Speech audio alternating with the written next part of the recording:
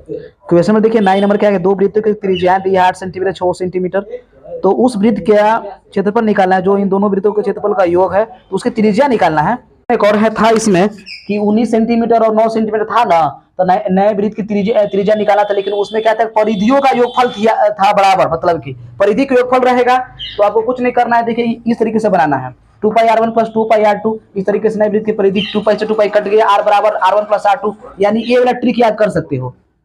लेकिन परिधि के योगफल है तबे ये वाला ट्रिक काम करेगा आपको। लेकिन अब इसी में कह दे, अब क्वेश्चन में इसमें क्या क्वेश्चन दे दिया है, हो क्या दिया, कितना कितना त्रिज्या है देख लो जल्दी से, कितना कितना त्रिज्या दे दिया है इसमें,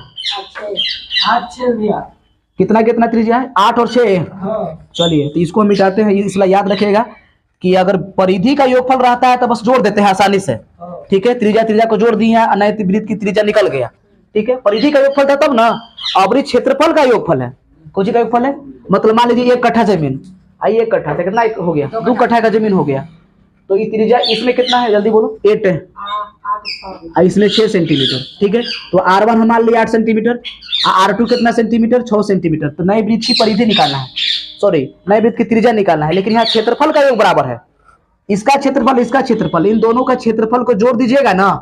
तो ये क्षेत्रफल आ रहा है, बात समझ रही है, क्षेत्रफल परिधि था, तो परिधि में याद रखना है formula r equal to, direct trick लगा सकते हो r1 प्लस r2, ये ट्रिक हो गया, ओके। लेकिन अब बोलो कि एकरा में कौन ट्रिक होगा, तो ट्रिक बताए क्या, पहले ट्रिक ही बता दे, बेसिक बाद में ना, लो पहले ट्रिक ही, पहले इसको में देखो, इसको में यहाँ चमक नहीं रहा है ना, तो एक ट्रिक है आर स्क्वायर बराबर r1 square plus r2 square, ले लो क्षेत्रफल का, अगर जब भी कह देगा क्षेत्रफल के लिए तो ये वाला ट्रिक लगा देना, क्या लगा देना, r square equal to r1 square plus r2 square. अब परिधि का योगफल कह देगा, तो r equal to r1 plus r2, देखो कितना जल्दी बनेगा, जल्दी बोलो। अब देखो तो यहाँ पर r स्क्वायर बराबर r1 square plus r2 square, तो r square equal to r1 हो गया 8 के स्क्वायर प्लस 6 के स्क्वायर, 8 के स्क्वायर 64, 6 के स्क्वायर 36, जोड़ दीजिए 100 आ जाएगा, 100 आ गया, r स्क्वायर बराबर, तो r बराबर देखिए तो 100 चलेगा रूट में, तो कितना आ गया 10 सेंटीमीटर, लो बन गया ये ट्रिक से आपका,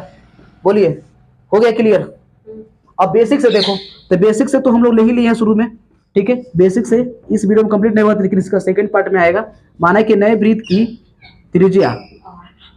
त्रिज्या को हम कैपिटल R से इंडिकेट कर लिए हैं, चूंकि r1 के मान दिया हुआ 8 सेंटीमीटर, r2 के मान दिया हुआ है 6 सेंटीमीटर, तो देखिए दो वृत्त का क्षेत्रफल को जोड़ करके एक हो जाएगा आपका पाई r1 square plus pi r2 square बराबर कितना, पाई r स्क्वायर। अब देखिए यहाँ से पाई कॉमन ले लीजिए, तो r1 स्क्वायर प्लस हो जाएगा r2 स्क्वायर, किसके बराबर, पाई r स्क्वायर के बराबर, पाई से पाई कैंसिल, तो देखिए यहाँ से फिर तो वही आ गया ना, r स्क्वायर